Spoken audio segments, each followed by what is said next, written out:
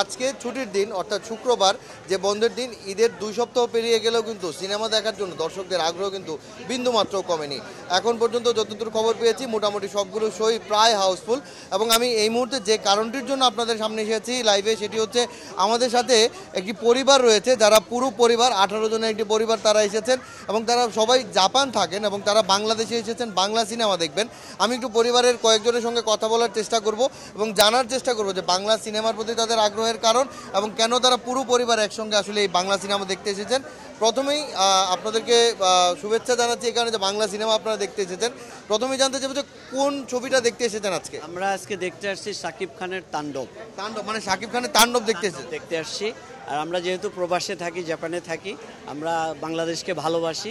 যখনই দেশে আসি, দেশের কালচার, দেশের কৃষ্টি, দেশের বাংলাদেশ, আমাদের দেশ, এটা ডে বাই ডে ডেভেলপ হচ্ছে। আমাদের সিনেমা, আমাদের সংস্কৃতি ডেভেলপ হচ্ছে।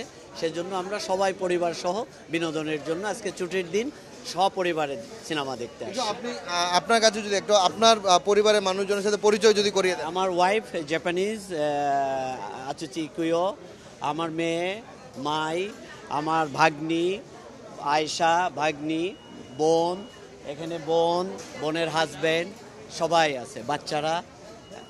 আমি একটু ওনাদের সঙ্গে কথা বলি। What's the feelings? I'm so loving in stay here, and it's my first time to come here. But I love this country so much. People are so kind, people are so sweet, and then I love this family, and then I'm so loving Bangladesh. So you love Bangla films, Bangladeshi movies? I love Bangladesh, everything stuff. Do you know about Bangladeshi movies or something? বাংলানো cinema নাঙ্কা ইস্তেমাসকা, No.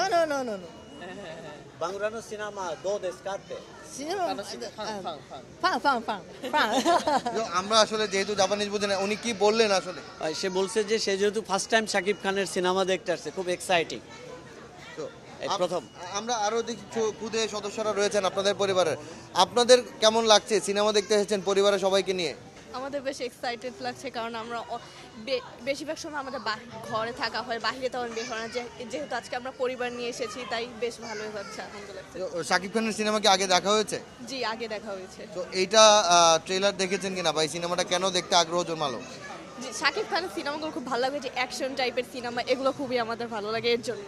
ওকে, একটু আপনার সাথে আরেকটু যদি জানতে চাই যে এই যে পরিবার নিয়ে সিনেমা দেখার যে প্রচলন, সেটা কিন্তু একটা সময় আমাদের দেশে ছিল, কিন্তু মাঝখানে কিন্তু কমে যায়। আমরা গত কয়েক বছর ধরে দেখছি যে বাংলা সিনেমা দেখার জন্য পরিবার নিয়ে অনেকে আসছেন এবং সেই আগ্রহের জায়গাটা আবার তৈরি হয়েছে। এটা কিভাবে দেখেন? এটা দেখা হলো যে আমাদের সমাজ এবং সিনেমা ডে বাই ডে, একটা সময় আমাদের সময় ছিল সিনেমা পরিবার নিয়ে দেখার সিনেমা ছিল, সেইটাই আবার ফেরত আসছে, সেটা রিটার্ন আসছে। তা সেজন্য সপরিবারে বিনোদন করার জন্য সিনেমা দেখাটা দেশের কালচার দেখা উচিত আমি মনে করি। জাপানে কি বাংলা সিনেমা দেখার সুযোগ হয়? জাপানে বাংলা সিনেমার দেখার সুযোগ হয় না, তবে ইউটিউবের মাধ্যমে সিনেমা দেখার সুযোগ হয় এবং টেলিভিশনের চ্যানেলের লাইভ চ্যানেলের মাধ্যমে দেখানোর সুযোগ হয়, ইন্টারনেটের মাধ্যমে।